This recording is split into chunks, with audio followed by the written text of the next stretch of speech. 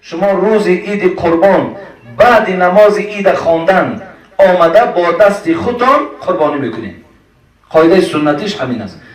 قربانی شما باید گوسفندی سالم باشد، با قوت باشد، چشماش بیند، گوشاش بریده نباشد، پاکای مستحکم سرگوشت باشد. انا قربانی است.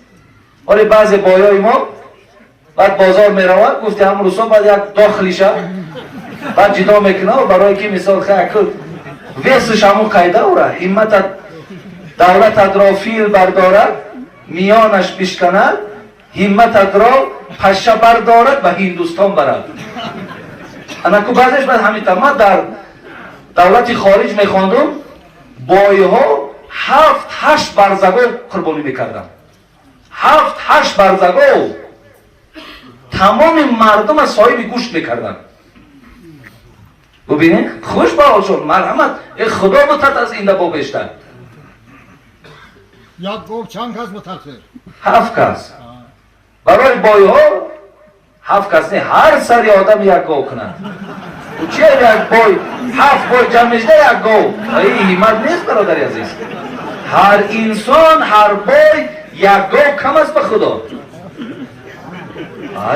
این ممکن نیست برادری عزیز.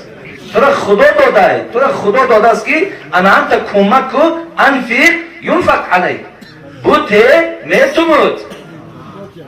هم یک گاه مثال خیر کو در جون تو یک ساعت یک بار خیر میکنی، اگه تو هر روز دروازه خیر نداری هم یک بار خیر کو همون پولی گاه تا الله میگد وعده میتونم که با برقرارش میکنم.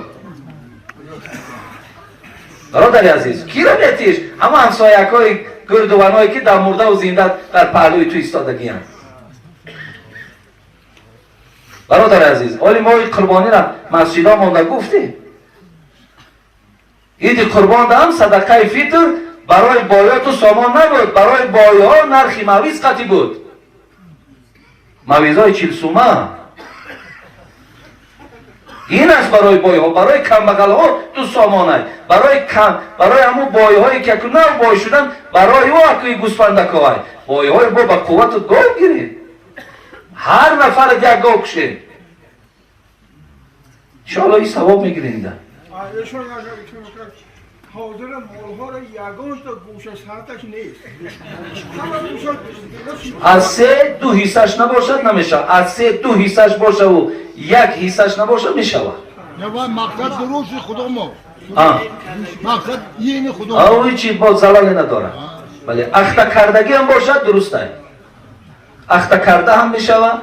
گوشاشون در ام کردگی هم میشود. یا سرای گوشا هم کم تر بریدگی باشد و میشود.